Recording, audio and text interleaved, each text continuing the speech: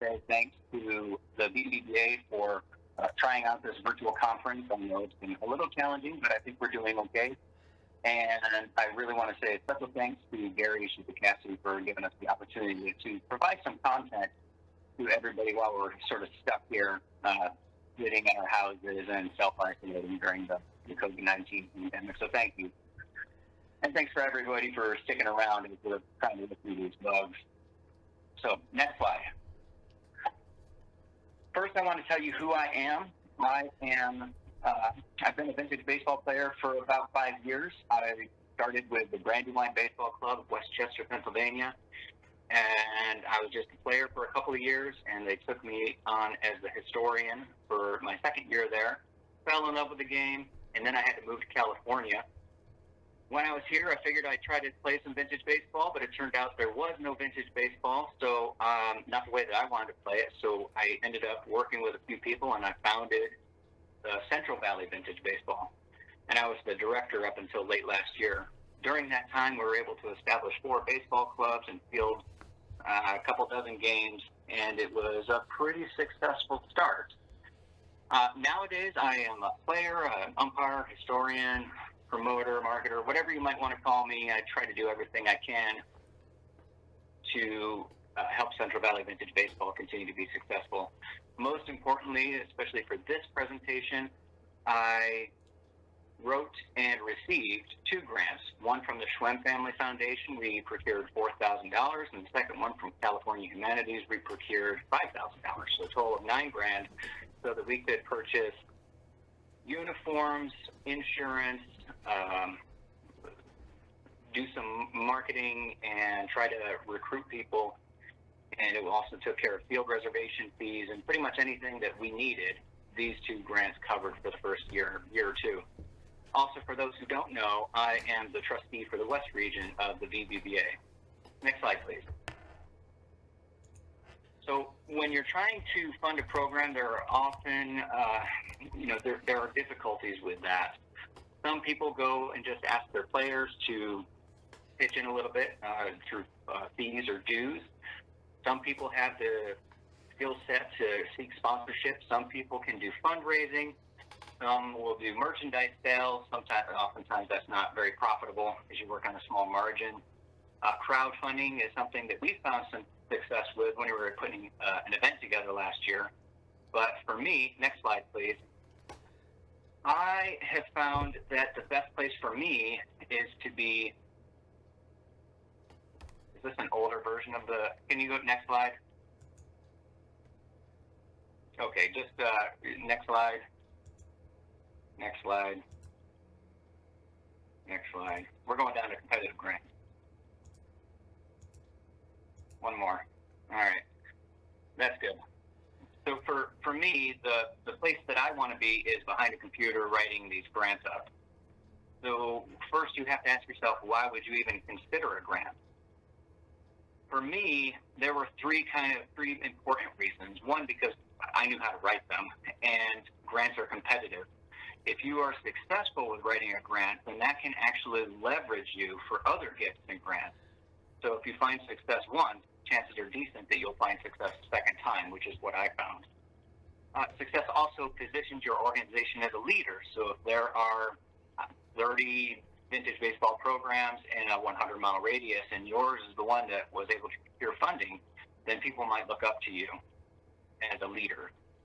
And then finally, the writing process for grants really does force you to learn as much as you possibly can about your organization.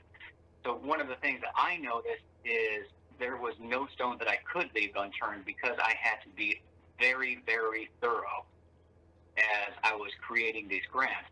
So I really had to understand what my mission statement was going to be and how that was going to meld into what the grants were looking for.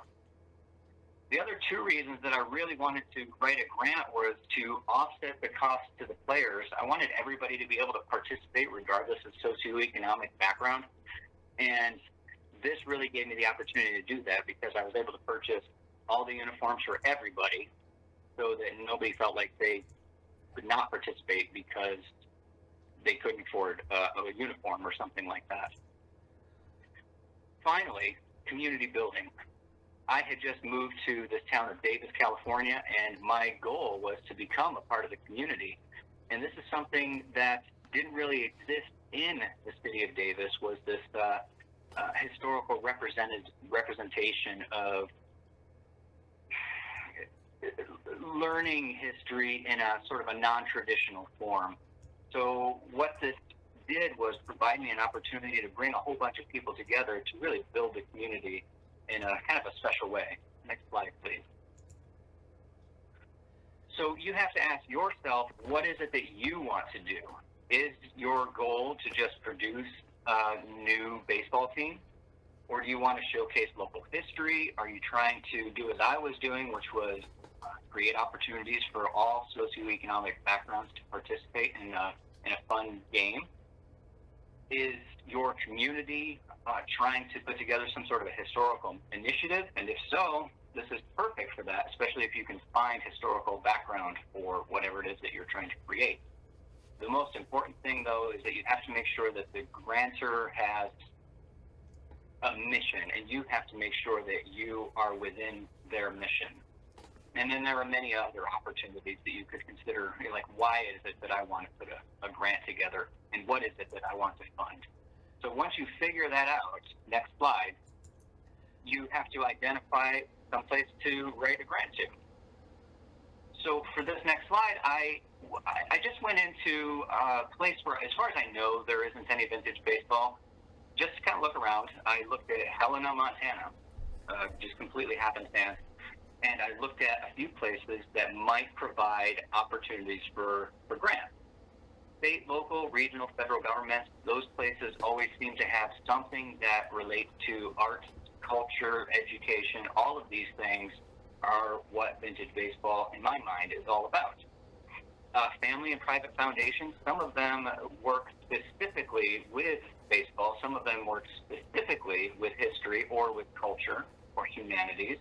And that's what we kind of sought when we found the Schwinn Family Foundation. It turned out that the original, I guess the creator of the Schwinn Family Foundation is a big fan of the Cubs. So it kind of worked out pretty well for us, because not only do they fund programs in our area, but they're also a very big baseball fan. So I was able to sort of latch onto that.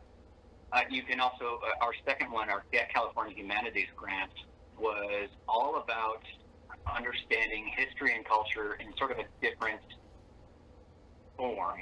So we kind of give everybody a physical form of understanding local history. So these things on this slide here are just a number of things that you can kind of look for. Arts and culture grants, tourism, events. You can kind of look through all these things and find out what you're trying to do. If you look in the lower right-hand corner there, you see the Dennis and Phyllis Washington Foundation and all these little sort of key points. They are interested in education, health and human services, community services, arts and culture. All of those things are applicable in some form or another for vintage baseball. I mean, vintage baseball is all about education and culture, history, humanities, civics, all of that kind of is a part of vintage baseball. Health and human services to some degree. We do people on the field that are up into their 60s and 70s, so I feel like there's some health service there. And then community service, again, it's all about community building. At least that's what I was trying to do. You have to make sure that you qualify for the grant, though. So 501c3 is sort of this part of the Internal Revenue Code. And what that basically means is that you are exempt from taxes. Now, you yourself do not have to be 501c3, but you have to be affiliated with somebody who's 501c3, which is something maybe like a historical society. And if you guys hang out for a little bit longer, you'll get to hear Dustin Dubuque talk all about that. You also want to make sure that your proposal matches the mission of the grantor. Again, you have to be able to provide them with a solution to a problem that they have. When to apply, most of these grants are annual. Some of them are semi-annual. So you just want to make sure that you're aware of when all of the application materials are due, and make sure that you get everything in under the deadline. If you miss the deadline, then you don't get considered. All right, next slide, please. So for me, me, this was actually kind of the easiest part, was defining the narrative and figuring out what it was that we wanted to do. Let's just assume that we're going to be working in Helena. The first thing that you got to do is create an outline and develop your narrative, which means that the very first thing that you have to state is what you want. For example, we aim to create a 19th century baseball team in the city of Helena, Montana, so that we can showcase local history and culture in a non-traditional form. Now, that's a pretty long sentence, but it's very concise and it's effective, and it uses some of the keywords that might have been in some of those grants. You want to think about your audience, not only the audience that you might have at your games, but also the audience that you have reading the grant. The easiest thing, though, is writing with passion. I feel like all of us are very passionate about what we do, so for me, it was very easy. All of the words just kind of fell out of my fingertips and right onto the keyboard, and creating the narrative was fairly simple, but my big problem was that I was so passionate that I had a word count that was nearly twice what the limit was. That's no good. You want to make sure that you stay within the word count limit. If it says 250 words, do not give them 251. They probably won't read it. Most importantly, you got to do your research. Make sure that you know what you're talking about. Next slide, please. And show that you can do it. So you got to show that other people have had some success with vintage baseball in places nearby you or even far away from you. We have nothing nearby to showcase. But you want to not only show that there is evidence of success in various parts of the country, but you want to show that you're not doing this alone. For me, I was very fortunate to have a number of people come on and start helping me out right away, and I was very excited about that, and I was very thankful. So I had some volunteer assistance, and I also had assistance from other organizations, specifically the UC Davis Humanities Institute, Old Sacramento Living History, the Yolo County Historical Society. I'll mention all these guys later on. You also, in your narrative, want to identify any past success that maybe you have had, if you have ever had any success. So perhaps you haven't, like me, but if you did, show it. You want to make sure that you're as straightforward as you possibly can be. A really good tip is to see who's been awarded the grant previously, so that maybe you can look at that and not necessarily chase or plagiarize, but you can sort of look at the structure and the language of what their successful proposals were, so that you can kind of follow that structure and create what would work for you. Next slide, please. All right. Budget. Budget is always a tricky thing. You want to be sure that you are always accurate and you're always very thorough. You want to make sure that you are only putting into your budget what will actually what will be used. So if the grant, for example, does not allow for expenditures in marketing or salaries, and of course, none of us really work on a salary with vintage baseball, don't put it in there. If they do, great, you can consider that. Always want to make sure that you are within the budget of the grant itself. If the grant says that you can request up to $8,000, you can request exactly that or less, but never anything more. Next slide, please. I think that's okay. Do one more.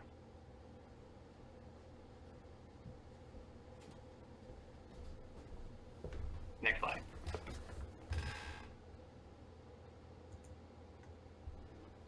Okay. Now, a lot of you are looking at this and thinking, oh my God. I don't need for you to look at this very closely, but I wanted to give you an example of a budget that I put together for one of our grants, and I just wanted to showcase how detailed it was. One thing that I might point out is that you want to include shipping whenever you are creating shipping and tax, if you are going to be using tax as a non-exempt entity. But if you include the shipping, then you don't have to worry about how you're going to be creative about accommodating that later on. So the budget, I don't again, I don't need for you to look at this very closely right now, but it is a really good sort of template if you guys ever have to put one of these together. And that's something that I would be happy to help you guys with in the future if you ever request it from me. Next slide, please. Just a couple of tips regarding submission. Again, I mentioned, you got to prove that you can do it. You got to show your product if you have a product. I didn't really have a product to show, but once I did, I started sending photos and stories into the granting agencies to show them that we're finding some success. Before you submit, this is a really big one. You got to seek external review. You want to find somebody who doesn't look at your grant through the same rose-colored glasses as you do, and ask them to be very super critical. Are you using unnecessary fluff, unnecessary words? These external reviews can help you find ways to reduce the unnecessary verbiage and help you get your points across a little bit more clearly. Is your timeline reasonable? You always want to make sure that you're going to work within the timeline of the grant in the grant request for proposal, so RFP. I may have mentioned that before. And again, you got to make sure that you're answering the questions that they're asking. So if they are interested in history and culture, great. It's very easy to answer those questions. If they're interested in health and human services, then you kind of want to sort of gear your grant towards that answer. One of the biggest mistakes, I'm going to talk a little bit about mistakes in a minute, is unnecessary fluff. You got to make sure that you are clear and concise. There's no need for unnecessary language in there. You want to also figure out how you're going to define success and how you're going to monitor it. So that might be number of players that you expect to participate, number of events that you might be able to put on, or the number of games that you expect to play. You have to make sure that you not only do define that, but you continue to monitor it throughout the course of the grant period. Next slide, please. Now, there are a number of mistakes that can be made, and so these are just a handful of the bigger ones. As I said, make sure that you aren't using unnecessary words. Try to be very detailed and specific, and try to be consistent. The poor writing thing, that's where your external reviewer will come in and help you. Undefined acronyms. So I mentioned RFP earlier, but I also said, well, it's a request for proposal. You want to make sure that you define every acronym. The granting agent probably won't know what VBBA is, so you got to make sure that they understand what that is. The biggest mistake is number one, though, you're not following instructions. If the grant says 250 words, 250 words is where you got to be. And if you are not following those instructions, we just won't even consider you. So some advice I might give, one is to establish a rapport with your program officer. So I know the program officers from the Schwinn Foundation and California Humanities very well. I've never met them, but we've always had very good, cordial discussions on the phone and in emails. So that really helps, because not only is it good pre-submission, but it's good post-submission too, after you kind of put everything together, because our next thing is going to be about following up. Some other advice, again, is to be straightforward. Make sure that you say what you intend. There's no need for subtle nuances that need to be kind of teased out. Just tell them what you're looking for. And again, do your research. Make sure that you know what you're talking about before you even sit down to write anything out. And again, say thank you. So I'm going to talk about follow-up and thank you right now. Next slide, please. Follow up. After you submit your grant, you have to be very sure that you reach out to your granting agency or your program officer and just say thank you. Thanks for taking the time to read through my proposal. That gives them an opportunity to remind themselves that you exist and that you're still interested and you're committed. While you're writing this follow-up up in an email, make sure that you include thoughts on how you can improve what they're trying to do, how you can improve their brand. This is actually a very, very important component of writing up a grant. So just because you've submitted it, you're not done. Next slide, please. All right, so let's assume that the grant has been decided, and let's say you got it. Congratulations, you got yourself a grant. Pat yourself on the back, be very excited, drink a beer or a wine, whatever it is that you drink. Start thinking about how you're going to move forward. Make sure that everybody understands that you will move forward correctly. You won't do anything too haphazardly, and you'll make sure that you put out press releases so that you can market not only the fact that you have just won a grant, but because the grantor has decided that you will be able to represent them. If you did not get the grant, sorry, that's okay, no big deal. There are many, many grants out there, and it's not a function of you not getting the grant. It just means that there were 100 grants that were submitted, and they really only had funding to support 7. So it's not necessarily you, it's just a matter of what they can fund. Either way, you send a thank you. So I sent handwritten cards to everybody that I received a grant from, and I think that went a long way, because if I wanted to submit a grant for the next year, I'm sure that they would remember that, and they would understand that we were appreciative. Next slide. So this is going to be my final slide. So I want to say thank you, first of all, to everybody who has kind of hung in there and participated in this virtual conference. It's kind of a big deal for the VBBA to give this a chance. And so, again, thanks to VBBA for that. But I want to say a special thanks to a handful of entities, the Yolo County Historical Society. There's no way that we could have done anything without them, because we didn't have 501c3 status. And they're just great people, and it was really pleasant to work with them. Thanks to our 2 granting agencies, True and Family Foundation and California Humanities. Thank you very much to the VBBA.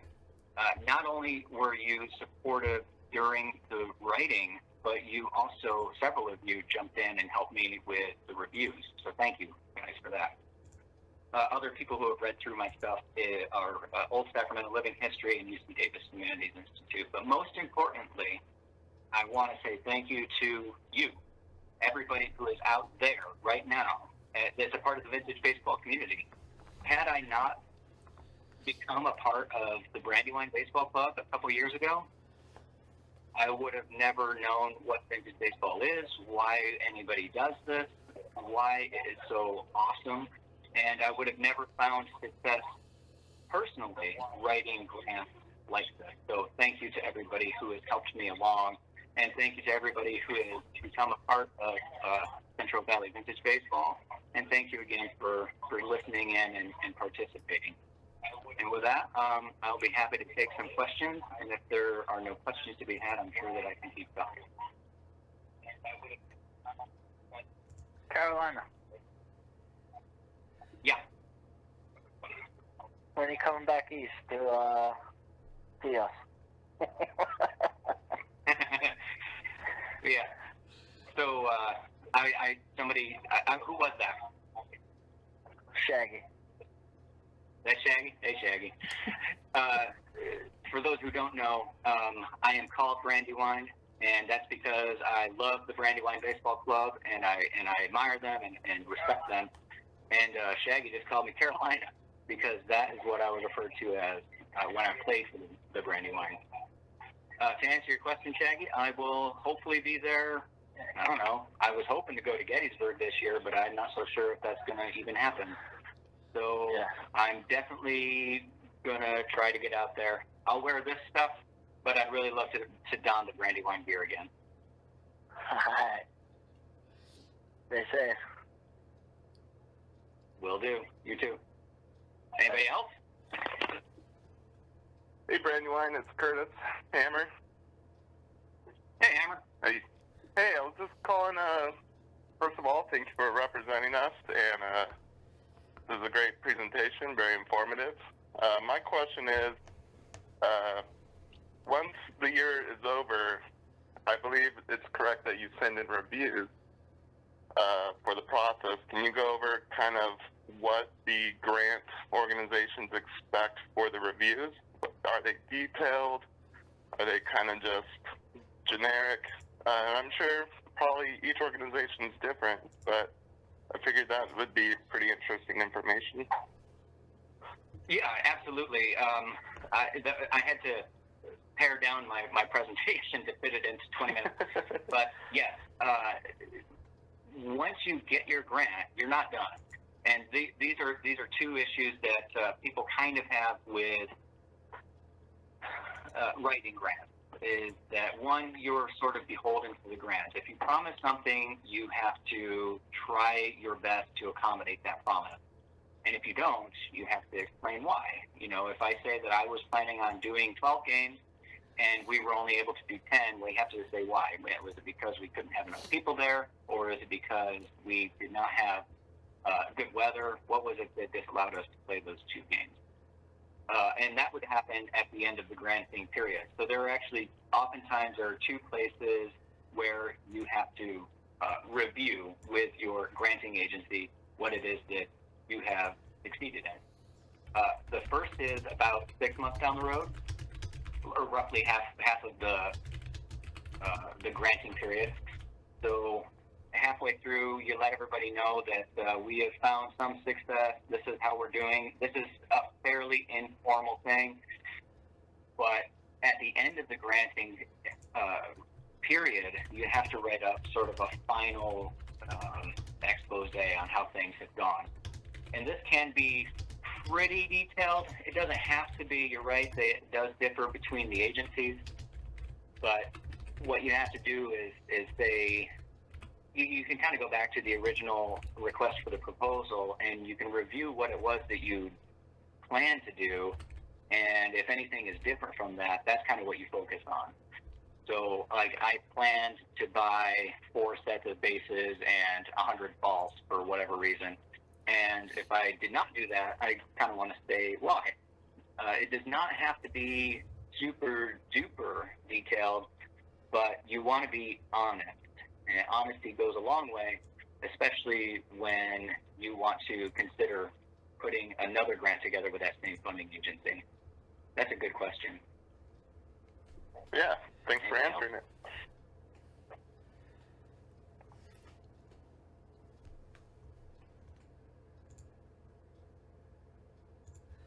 All right, at this point, I think that's it for the questions. So we do have our next presenter up. Thanks a lot, everyone.